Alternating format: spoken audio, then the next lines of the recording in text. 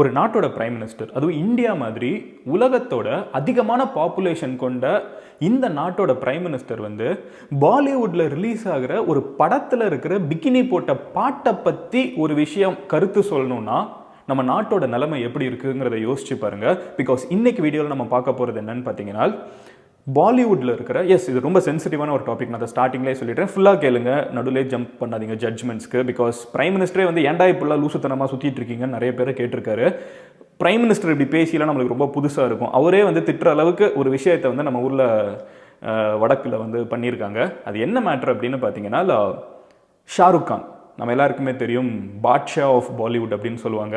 அவங்க ஊரில் இருக்கிற super star. So Shahrukh Khan வந்து தீபிகா படுகோனோட ஒரு படம் பண்ணியிருக்காரு. அந்த படத்தோட பேர் வந்து பத்தான். இந்த ஒரு படத்தில் வந்து ஜான் ஏப்ரஹாம் எல்லாருமே நடிச்சிருக்காங்க. ஒரு பெரிய படம், ஒரு மல்டி ஸ்டாரர், எப்பவும் போல டிப்பிக்கல் பாலிவுட் படம்.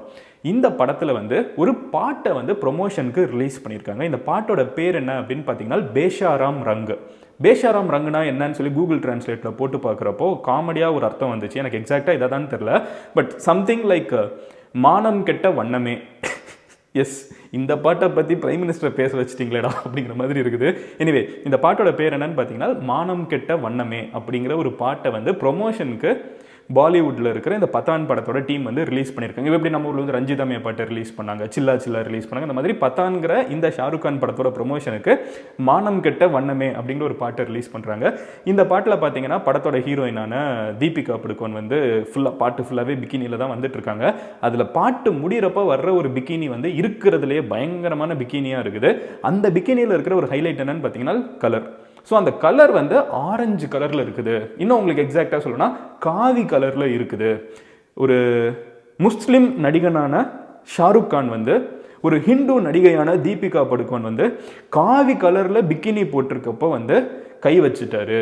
இது வந்து லவ் ஜிஹாது, இது வந்து ஹிந்து பெண்களை வந்து ஏமாற்றி கொண்டு போகிற ஒரு வழின்னு சொல்லிட்டு அவன் ஸ்கிரிப்ட் எழுதி ட்விட்டரில் வேற லெவலில் பஞ்சாயத்து ஆக்கிட்டாங்க. அண்ட் இந்த பஞ்சாயத்துக்கு தான் பிரைம் மினிஸ்டரே ரிப்ளை பண்ணியிருக்காரு. டே இப்பெல்லாம் லூஸ் தனமாக பேசிட்டு சுத்தாதீங்கடா அப்படின்னு சொல்லியிருக்காரு.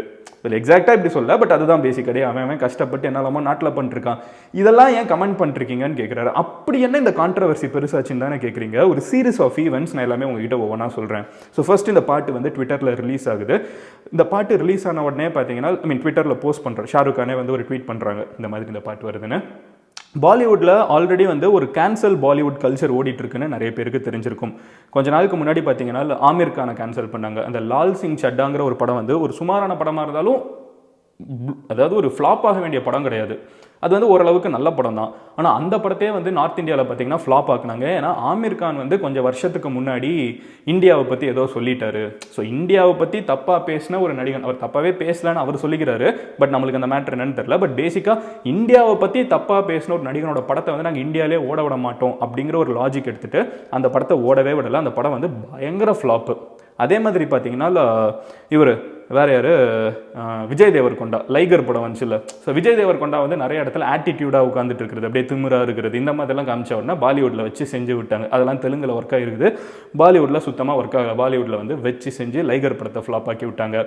சரி, லைகர் படம் ஒரு மோசமான படம், அந்த படத்தை கூட விட்டாங்கன்னு வச்சுப்போம். 83ன்னு ஒரு படம் வந்துச்சு. இந்தியா வந்து கபில் தேவ் டீம் போய் வந்து வேர்ல்டு கப்பெல்லாம் அடிச்சுட்டு வந்தாங்கல்ல. அந்த படத்தில் பார்த்தீங்கன்னா இத்தனைக்கும் ரன்வீர் சிங், தீபிகா படுகோன்.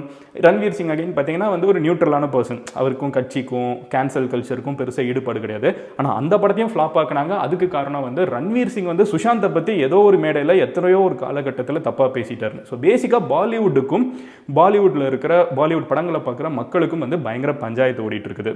சிம்பிளாக சொல்லணும்னா, தமிழ்நாட்டில் இருக்கிற எல்லா நடிகர்களையும் தமிழ்நாட்டு மக்கள் புறக்கணிச்சாங்கன்னா எப்படி இருக்கும்? இப்போ ரிலீஸ் ஆன வாரிசு படத்துக்கும் துணிவு படத்துக்கும் கூட்டத்தை பார்க்குறோம். லைக் கவர்மெண்ட் வந்து ஸ்பெஷல் ஷோ போடுறாங்க, 3 மணி 4 மணிக்கெல்லாம் கவர்மெண்ட்டே ஸ்பெஷல் ஷோ போடுறாங்க, பெர்மிஷன் இல்லாமல் போடுறாங்க, சில இடத்துல பெர்மிஷன் போட்டதுக்கப்புறம் கொடுக்குறாங்கன்னு சொல்லிட்டு 1008 காமெடி நடந்துட்டு இருக்குது. நம்ம ஊரில் வந்து ஒருத்தன் வந்து செலிப்ரேஷனில் கீழே வந்து செத்து போயிட்டு இருக்கான். பட் சப்போஸ் இமேஜின் திஸ், தமிழ்நாட்டில் இருக்கிற மக்கள் இருந்துக்கிட்டு இல்லை நாங்கள் ஆக்டர்ஸ் எல்லாம் செலிப்ரேட் பண்ண மாட்டோம், எங்களுக்கு இதெல்லாம் வேணாம் அப்படின்னு சொல்லி ஒரு டெசிஷன் எடுத்தால் எப்படி இருக்கும்?